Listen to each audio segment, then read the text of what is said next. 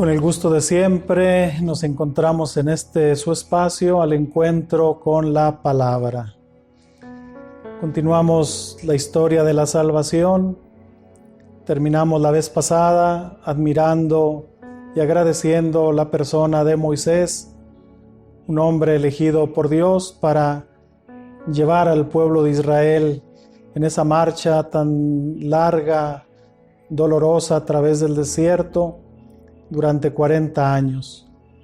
Llegó la muerte de Moisés, que nos reporta el capítulo 34 del libro del Deuteronomio, y ahora viene la sucesión, y el sucesor es Josué, hijo de Nun. Será quien Dios le confíe ese paso a la tierra prometida.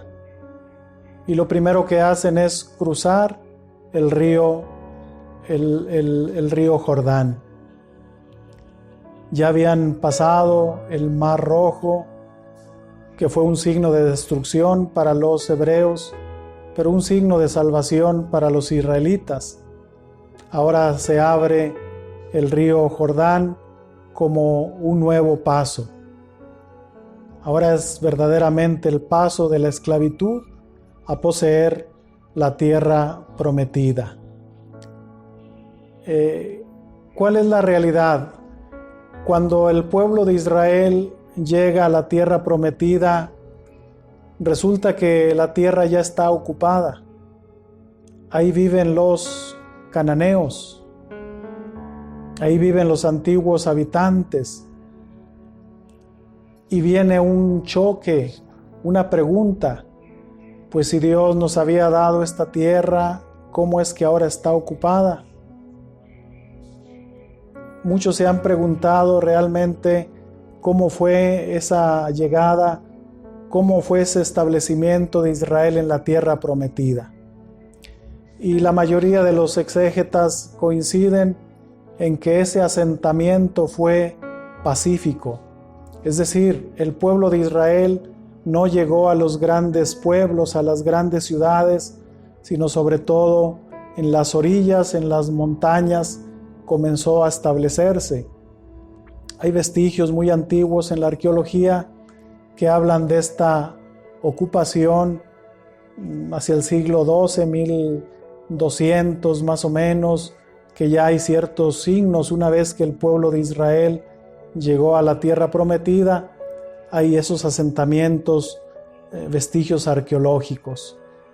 Y sin duda Israel poco a poco fue bajando hacia la parte de la llanura, la parte donde está la riqueza, pero para Israel seguía siendo una gran tierra.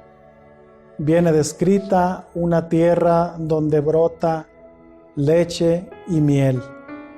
¿Qué significa esta expresión, leche y miel? Pues es una tierra rica no solamente en lo que produce la miel, en las flores, en las plantas, o lo que produce la leche, en los animales, las ovejas, sino es una tierra rica porque es un regalo de Dios. Por eso es una tierra grande, fértil, porque es un regalo de Dios.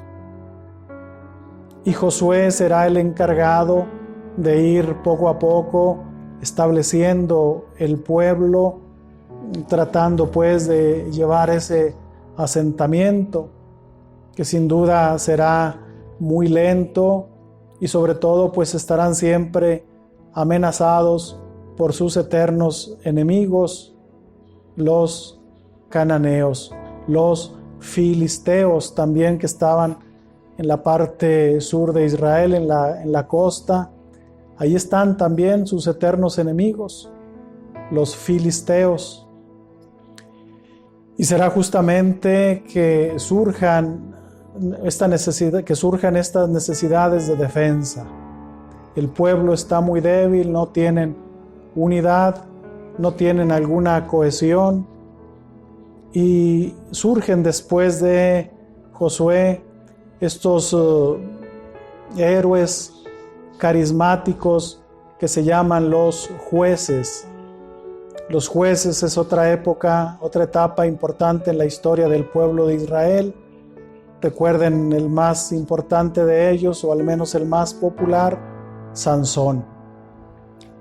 El término juez hay que entenderlo en su contexto. No es hoy como decir aquellos que imparten la justicia, sino jueces se les llamaba más bien aquellos que tenían un carisma de liderazgo. Eran personas respetables en la comunidad, capaces de reunir un grupo y formar una defensa. Así van haciendo los jueces.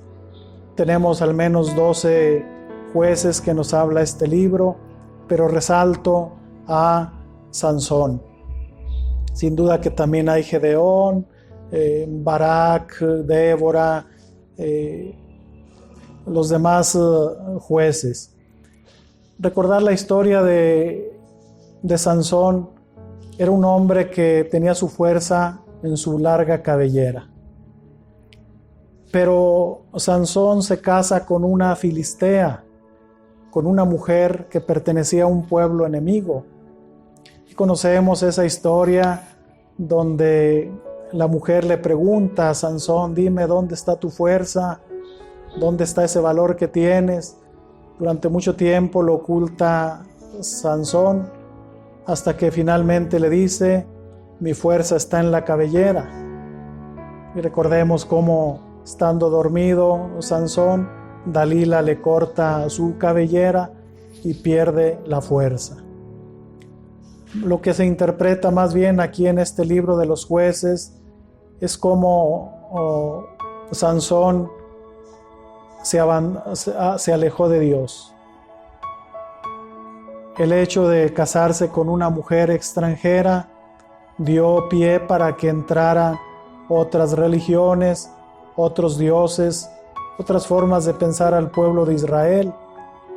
Y lo más grave, abandonar a ese Dios que los había conducido durante años y años por el desierto. Han pasado de un estado de nómadas a un estado de sedentarismo. Ahora es un pueblo que ya no tiene que moverse. Es un pueblo que ya está fijo. Y el riesgo de un pueblo fijo es que se caiga en la monotonía, que se caiga en un confort y ya no haya ese espíritu de búsqueda que tenían los antiguos antepasados de Israel, que esencialmente siempre eran nómadas. Y entonces Sansón pues da entrada a otros dioses, a otros ídolos, a otras ideologías, y viene este momento pues doloroso donde tiene que morir Sansón. Él mismo lo presentan en un templo, agarra las columnas, quita las columnas, las hace caer, y él mismo queda ahí sepultado con esa gran fuerza que ya había perdido. Así es la historia de la salvación. Josué introduce al pueblo, lo empieza a organizar, pero serán los jueces quienes continúen esa misión de darle solidez, de darle unidad, de darle defensa al pueblo de Israel. Lograrán algo, no mucho, pero la historia continúa. Quisiera que nos fijáramos en la persona de Josué, cuyo nombre es el mismo de Jesús. El nombre es Yeshua, y Yeshua significa Yahvé salva, Dios salva.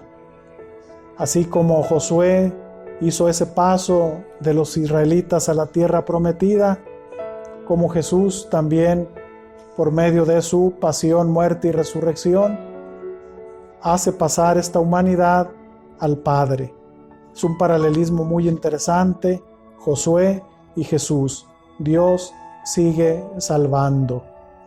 Admiremos pues estas figuras, estas imágenes grandiosas, como Josué, como los jueces, como Sansón, pero evitemos toda tentación de poner nuestra mirada en otras ideologías, en otros dioses, en otros ídolos.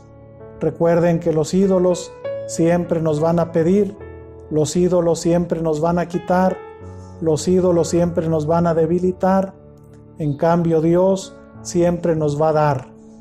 Permanecer fieles a Dios es el mejor signo de su amor. Él seguirá siendo fiel, Él seguirá dándonos todo lo que necesitemos, pero hay que ser fieles a su palabra, fieles a su promesa. Los invito a que nos sigan a través de las redes sociales, página de YouTube de la Diócesis de Gómez Palacio, que ahí le des un me gusta, lo compartas, pero también en la página de Face de la misma diócesis y en la cuenta personal Julius Carrillo. Me da gusto saludarlos, que continuemos en esta Pascua, que no se pierda la alegría. El Señor ha resucitado, tenemos que vivir con un corazón alegre en medio de esta pandemia, no perdamos la esperanza. Un saludo y una gran bendición a todos.